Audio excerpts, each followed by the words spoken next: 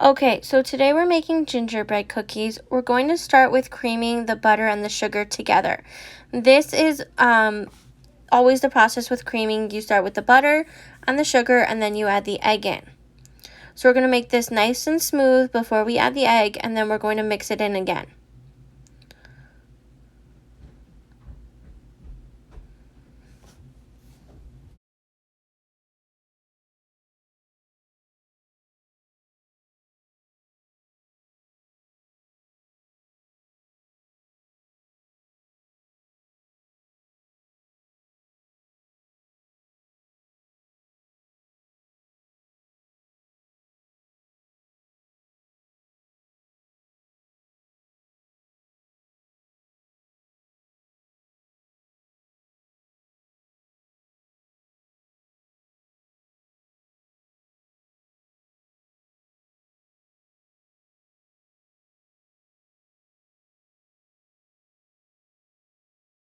Okay, now we're adding the egg, and we're going to continue creaming it until it is smooth before adding in our molasses.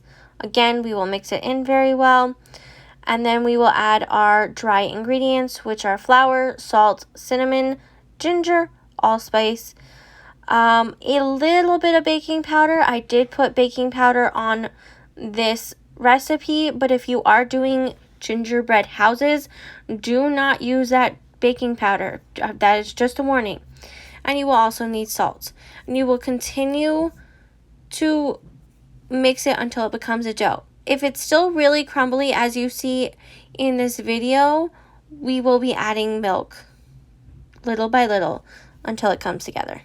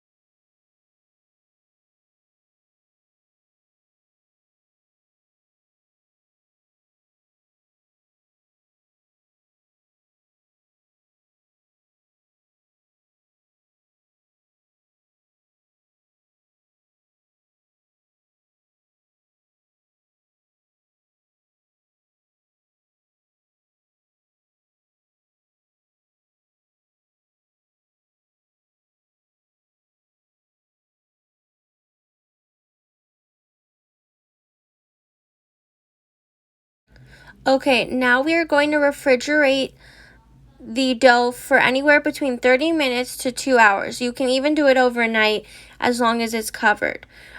At the last few minutes of your refrigeration time, you're going to preheat your oven to 350. We're going to grab either a sheet with flour. I do use a cutting board to roll this out, or you can grab 2 parchment papers with some flour in between, and you're going to roll it out in between. That'll keep it from sticking. Okay, so here we go. I've floured up my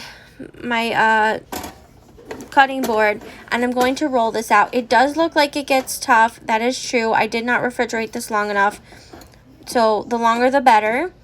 And we are going to roll this out to a 1/4 of an inch thick, and then we're going to use our cookie cutters.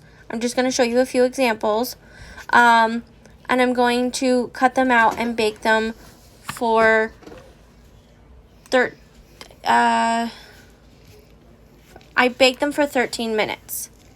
So you can see this still wasn't coming together, so I just put it back in the fridge. I needed it, put it back in the fridge for a little bit, and then I continued on with what I did.